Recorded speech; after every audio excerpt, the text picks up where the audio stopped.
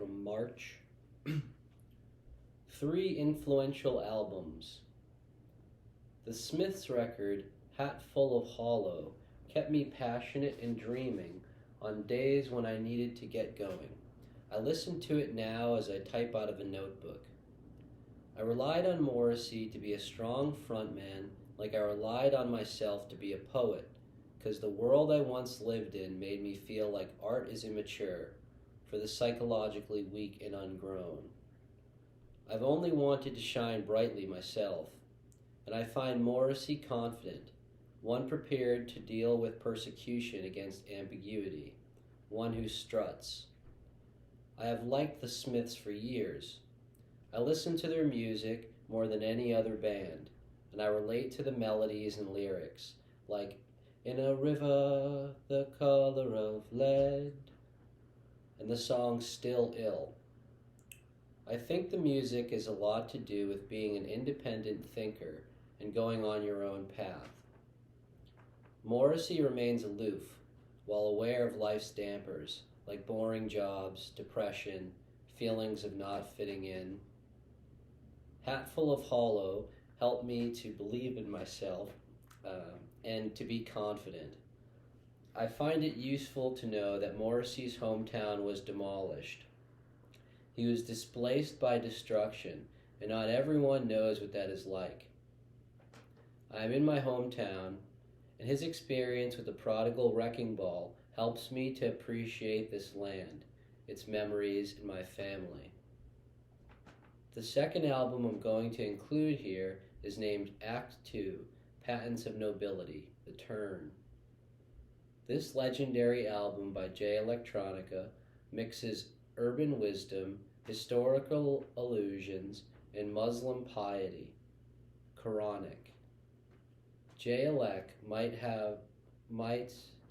has might and commands the language. When writing Larify's dismissal, this music would have 2 effects.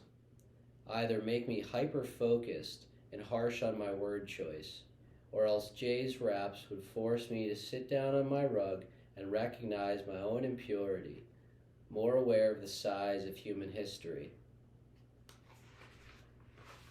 The vinyl cover of Act 2 is an intimidating piece of art itself, a mystical seal made with the Star of David, cryptic etchings and names from Jewish demonology.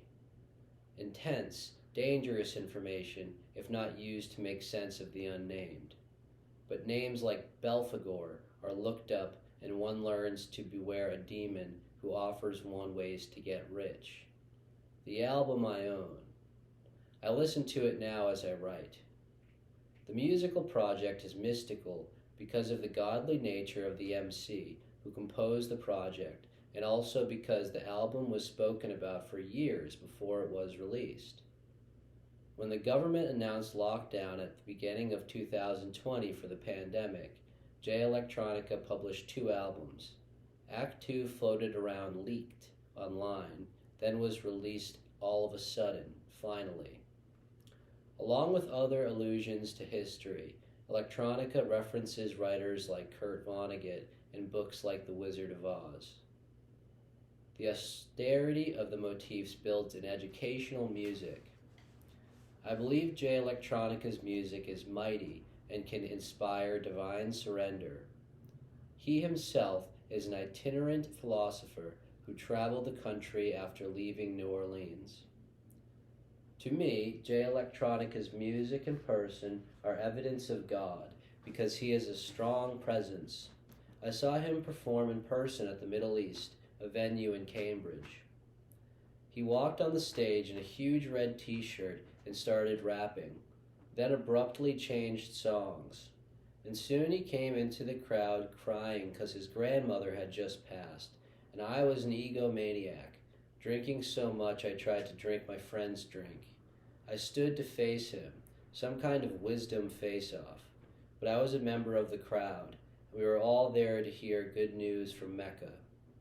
I took advantage of the opportunity to see him after his concert. I charged backstage with the fans, and I went to his side, and my hot drunken mess of a poet self asked, Jay, how do I be a better man?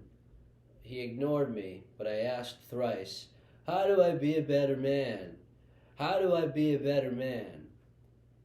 Thinking I couldn't at the time because I am white and there's all this white devil talk.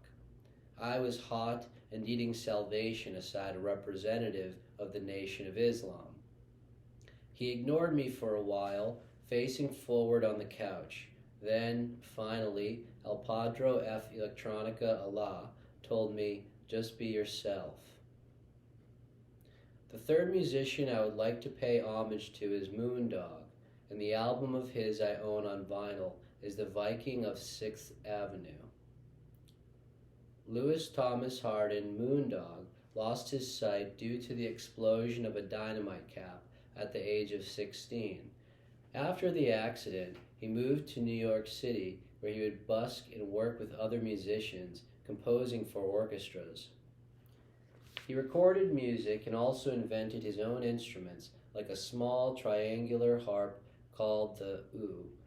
Some of his lyrics are funny, like in the song Enough About Human Rights, about animal rights, in which he asks, what about whale rights? What about snail rights? On the vinyl cover, Moondog is standing in a leather hat with his back against the 6th Avenue sign, holding a staff as a man in a fedora and a woman stride by him. This street performance was his habit. Moondog's music was shown to me by a good friend of mine, and I was immediately interested in the music. I even credit Moondog for somewhat inspiring my nom de plume. I listen to Moondog's music when I need to remember longevity. The music came to me when I needed to learn to calm down and see out a writer's life. I started to learn about psychology, and I saw Moondog as a manifestation of the sage archetype, a wise elder who lives. Moondog earned his way to be an original over many years in adaptation. He continued to make his music until he was 83.